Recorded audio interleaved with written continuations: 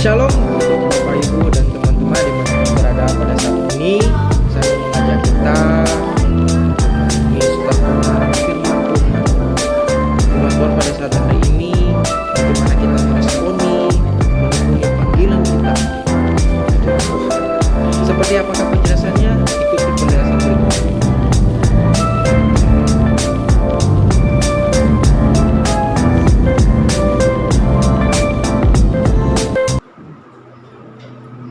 Shalom, hari ini Saudara Ibu akan mempresentasikan makalah dari Hagai pasal 2. Pada saudara dipersilahkan. Terima kasih kepada host yang memberikan saya waktu untuk mempresentasikan makalah saya mengenai Hagai pasal 2. Hagai pasal 2 ini berbicara tentang bagaimana bersuci kembali dibangun.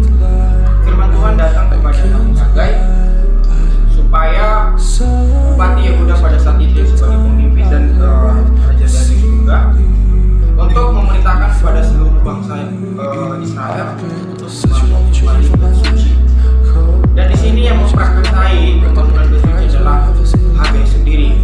Dia mengajak seluruh umat, bahkan para pemimpin pada saat itu untuk membangun kembali ke suci. Tujuannya apa? Supaya Allah diam di tengah-tengah umat Israel. Jadi yang menjadi latar belakang saya, yang pertama yaitu Nabi Hagai merupakan nabi yang sangat aktif di zaman perjanjian lama, khususnya dalam memberitahukan segala firman Tuhan kepada bangsa Israel. Yang kemudian Nabi Hagai juga yang menjadi yang memprakarsai adanya pembangunan kembali bait suci yang kedua. Langsung kepada tafsirannya, dimulai dari Hagai pasal 2 ayat 1 sampai 5 itu berbicara bagaimana komitmen orang Israel dalam membangun bait suci. Saya akan membacakan bagian ayat yang kelima, yaitu tetapi sekarang kuatkanlah hatimu hai Zerubabel, demikianlah firman Tuhan. Kuatkanlah hatimu hai Yosua bin Yosadak, imam besar. Kuatkanlah hatimu hai segala rakyat negeri, demikianlah firman Tuhan. Bekerjalah sebab aku ini menyertai kamu, demikianlah firman Tuhan semesta alam. Di sini kita secara membacanya pun sudah paham bahwa firman Tuhan mengatakan kepada para pemimpin, bahkan kepada rakyat sendiri itu supaya berkomitmen membangun kembali bait suci tersebut. Akan tetapi kalau kita juga membaca secara keseluruhan, kalau hanya berkomitmen tanpa adanya yang namanya kesatuan antara pemimpin dengan rakyat, tidak akan terwujud pembangunan tersebut. Bisa kita lihat dalam ayat yang ke-6, demikianlah firman Tuhan, sesuai dengan janji yang telah kuikatkan kepada kamu pada waktu kamu keluar dari Mesir, dan Rohku tetap tinggal di tengah-tengah kamu, janganlah takut. Kalau kita membaca ini berbicara tentang bagaimana Allah memberikan motivasi yang kuat supaya para pemimpin dan bahkan rakyat itu sendiri bersatu untuk membangun rumah Allah itu sendiri.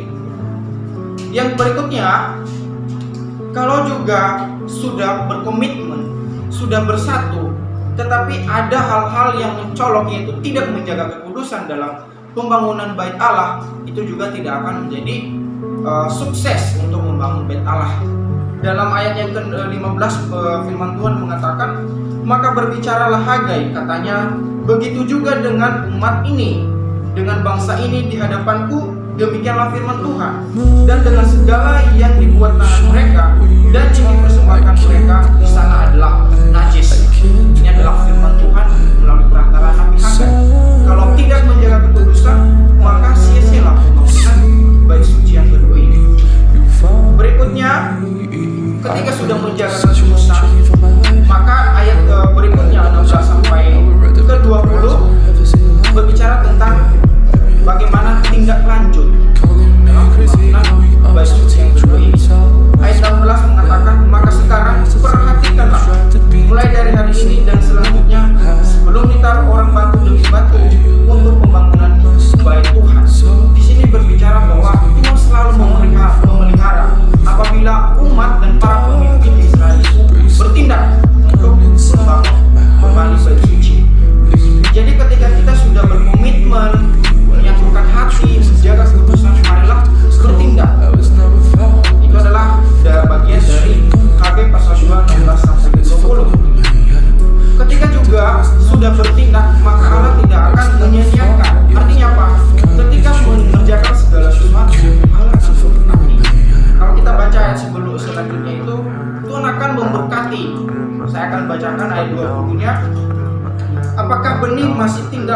depan dalam lumbung?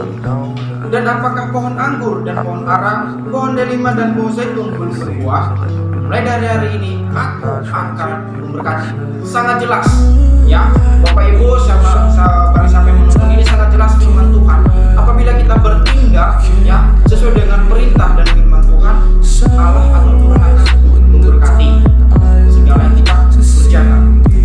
Berikutnya, bagaimana masa depan Zerubabel? Zerubabel ini adalah bupati dari Yehuda. Allah berfirman, Dia akan berjanji ketika Zerubabel melakukan perintah Tuhan dan menekuninya, Dia akan menjadikan Zerubabel itu sebagai hambanya dan menjadikan Zerubabel juga seperti cincin meterai. Ayatnya ke-24. Pada waktu itu, demikianlah firman Tuhan semesta alam, Aku akan mengambil engkau, hai Zerubabel bin Saltiel, hambaku, demikianlah firman Tuhan, dan akan menjadikan engkau seperti cincin meterai, sebab engkaulah yang kupilih. Demikianlah firman Tuhan semesta alam. Di sini jelas Bapak Ibu dan teman-teman yang menonton bahwa ketika kita melakukan segala sesuatu, Tuhan tidak pernah tinggal diam, dan Dia akan mengangkat kita apabila kita mengerjakan sesuai dengan beritanya. Jadi kesimpulan saya bahwa Hagai pasal 2 ini adalah lanjutan dari firman Tuhan dalam Hagai pasal 1. Firman Tuhan datang yang kedua kali kepada Nabi Hagai untuk memprakarsai pembangunan bait suci, dan yang akhirnya Zerubabel yaitu sebagai bupati Yehuda akan menjadi meterai cincin dan menjadi hamba Tuhan apabila melakukannya dengan hati. Jadi aplikasinya Bapak Ibu dan teman-teman yang menonton, ketika teman-teman dan Bapak Ibu sudah memiliki komitmen, hendak juga memiliki kesatuan. Jika juga sudah memiliki kesatuan, hendaklah menjaga kekudusan. Ketika selanjutnya sudah menjaga kekudusan, hendaklah berbuat atau bertindak. Dan yakinlah dalam segala pelayanan Bapak Ibu dan teman-teman, bahkan apapun yang dikerjakan oleh Bapak Ibu dan teman-teman akan berhasil. Yesus memberkati.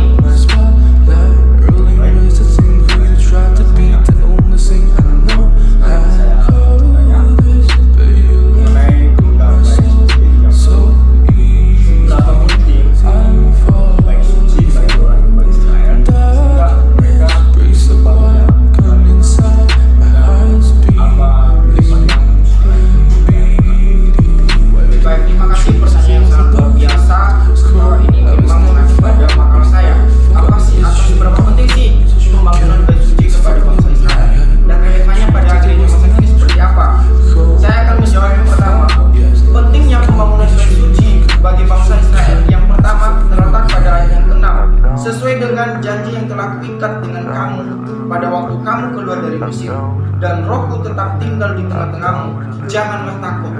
Kalau misalnya bangsa Israel tidak membangun bait Allah atau membangun bait atau bait lain, Roh Tuhan, ya, Roh Tuhan di situ tidak tinggal di dalam atau di orang Israel. Itulah pentingnya, atau itu adalah menjadi sejarah hidup bagi bangsa Israel bahwa bait